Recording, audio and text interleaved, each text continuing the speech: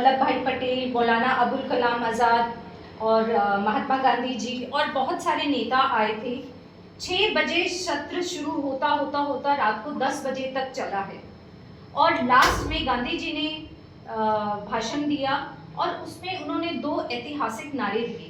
एक तो दिया करो या मरो, डू और डाई का, और एक दिया अंग्रेजों भारत छोड़ो, यानी कि क्विट इंडिया मूवमेंट का जो आगाज हुआ वो इसी सत्र 8 अगस्त को जो सत्र हुआ था उसमें हुआ।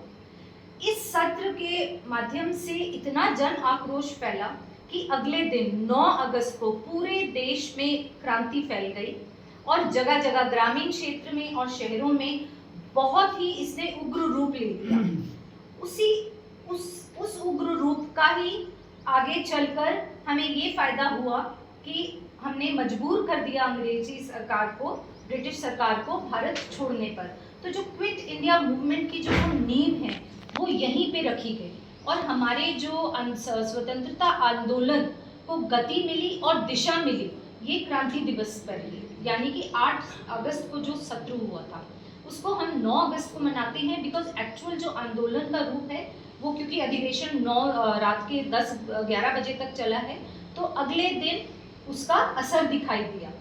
वो मैदान जहाँ पर ये बॉम्बे में जो हुआ था, आज वो अभी भी अगस्त क्रांति मैदान के रूप में अभी भी बॉम्बे में है।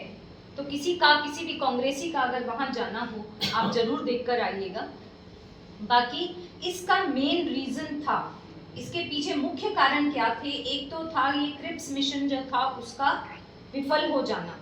अब अंग्रेज चाहते थे हमें सिर्फ एक डोमिनियन स्टेटस देना, लेकिन हम चाहते थे पूर्ण स्वराज, तो हमें पूर्ण स्वराज नहीं दिया, इसीलिए इतना उग्र रूप ले लिया आंदोलन ने। और एक था भारतीयों को बिना बेवजह से जो हमारे सेकेंड वर्ल्ड वॉर में उनको धकेल देना। तो इस चक्कर में बहुत हमारे आक्रोश था भारतवासियों में।